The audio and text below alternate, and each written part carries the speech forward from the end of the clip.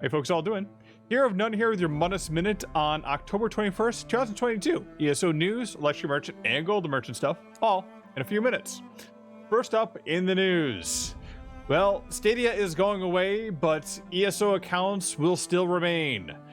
If you have a Stadia account and still want to play ESO, all you have to do is have a PC or Mac that can play ESO, log in onto the Elder Scrolls Online page, and access your account, and you should be able to download the client there. Now, you have to have a PC that can actually run Elder Scrolls, but it is pretty easy to do so. So do take a look at the specs.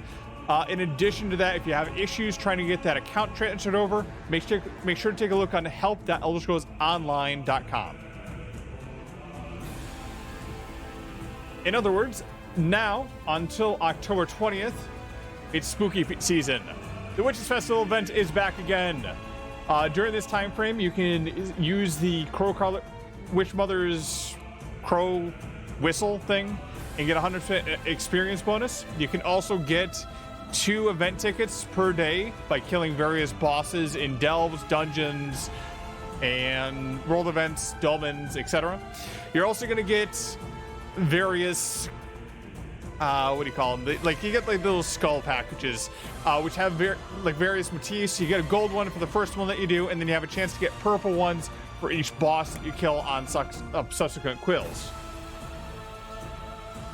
Also note that the new items for your Akatosh, what do you want to call it? The Akatosh timer thing to change the time frame in your house is also up.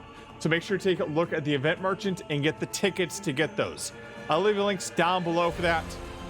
And finally, just a reminder as well, there's a bunch of spooky stuff on sale. Make sure to take a look at the Crown Store because you have 13 to 12 days until all this stuff goes away. And you have sales on a lot of good stuff as well. Now, let's take a look at the Golden Merchant and the Luxury Merchant for today, shall we? So first up on the Luxury Merchant, a bunch of elsewhere stuff.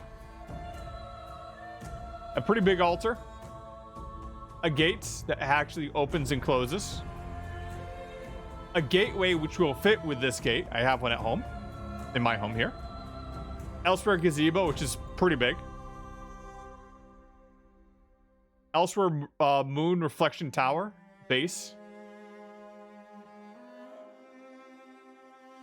And elsewhere sarcophagus. Top, and then the actual back area for that sarcophagus,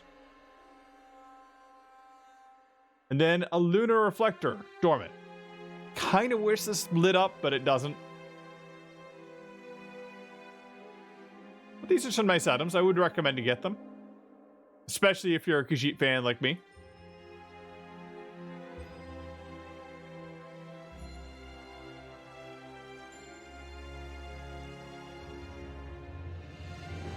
Now, on the Golden Merchant this week, for 150k, Ring of Survival's Scales. When you deal, its 5-piece bonus is when you deal damage, you cause a burst of Lamia poison that deals 572 poison damage in a 5-meter radius, and an additional 5,718 poison damage over 6 seconds to all enemies hit. Effect can occur once every 7 seconds and goes off your higher weapon or spell damage. I'd skip this one. This is one from the Thieves Guild, which is pretty easy to get this stuff anyways, and it's not the greatest proc in general. In addition to that, the 4-piece bonus makes you take less damage from guards, but hopefully if you're a good thief, you're not getting caught. Also for 150k, Ring of the Green Pact was 5-piece bonus. While you have food buff active, gain 2,500 health and 356 health recovery. Not the best out there, but if you're doing a health recovery build and you really want to stack on some health, maybe it'd be useful. I'd probably recommend instead, though, getting this in low levels and not even bothering with the gold version of this. High levels, you probably get yourself just killed instantly with somebody with a proc set. Then for 250k, Ring of the Drog King Slayer. It's 5-piece bonus. Gain major brutality and sorcery at all times. Increase your weapon and spell damage by 20%.